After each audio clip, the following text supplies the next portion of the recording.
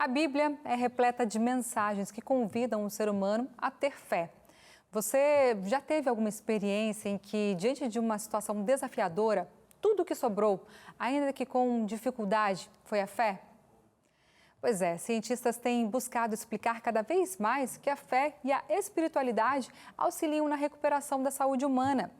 É o que você vai ver agora na reportagem da Gisele Calisto.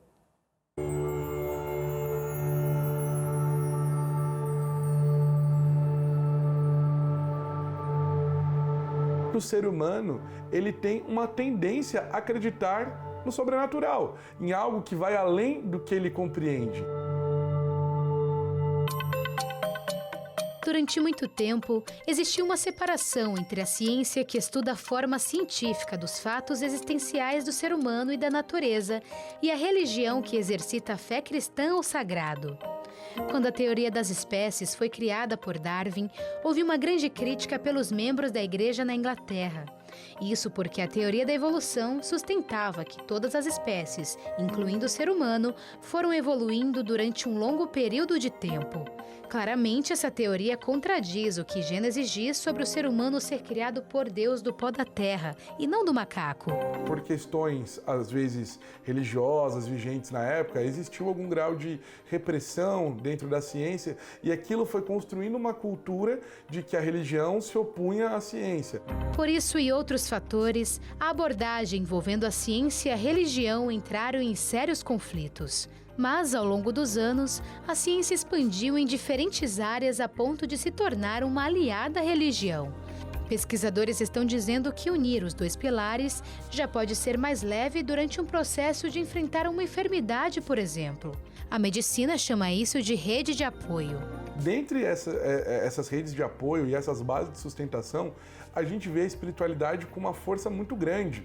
Então, a espiritualidade, ela promove um senso de esperança, um senso, muitas vezes, de sentido na vida. Mas o processo de unir esses dois pilares ainda nem sempre é tão bem aceito assim. Erroneamente, nós ainda escutamos, que uma depressão é uma falta de Deus, ansiedade pode ser uma falta de fé, E erroneamente porque nós precisamos lembrar que o cérebro ele tem um processo químico acontecendo ali dentro, Então vai muito além. Como eu falei anteriormente, a espiritualidade, uma fé, a religião em si, ela pode entrar como uma forma de apoio para te ajudar naquele processo, mas nós não podemos esquecer que o nosso corpo ele tem um funcionamento específico, Então a fé ela pode entrar ali auxiliando. Vamos exemplificar isso de forma ilustrativa. Joana descobriu uma doença grave e está em estado terminal, mas sua família tem uma fé muito grande e acredita que com as correntes de orações, Joana pode ser curada. Eles oram a Deus e acreditam no propósito de vida. Nesse caso, a fé pode ajudar Joana a se apegar à vida e estimular o cérebro a ter forças para viver e lutar contra aquela enfermidade. Diante da visão bíblica, é possível notar também que Deus pode fazer um milagre. Entretanto, a escritora Ellen G. White escreveu que o segredo do êxito é a união do esforço humano mais poder divino. Ou seja, a fé não descarta o que só o ser humano pode fazer. As terapias e tratamentos adequados podem ser muito importantes para reverter um quadro como o da Joana. Qualquer área do corpo, você vai ter ali um adoecimento, e você pode ter, melhor dizendo, um adoecimento em qualquer área do corpo, e a partir deste adoecimento você vai precisar de uma assistência. Só que dentro do processo de assistência, a espiritualidade, ela pode auxiliar bastante aquele processo de cura, aquele processo de enfrentamento, principalmente. Nós podemos observar como alguns hábitos podem influenciar nessa questão da saúde, Bom, se você não bebe, o seu fígado vai agradecer.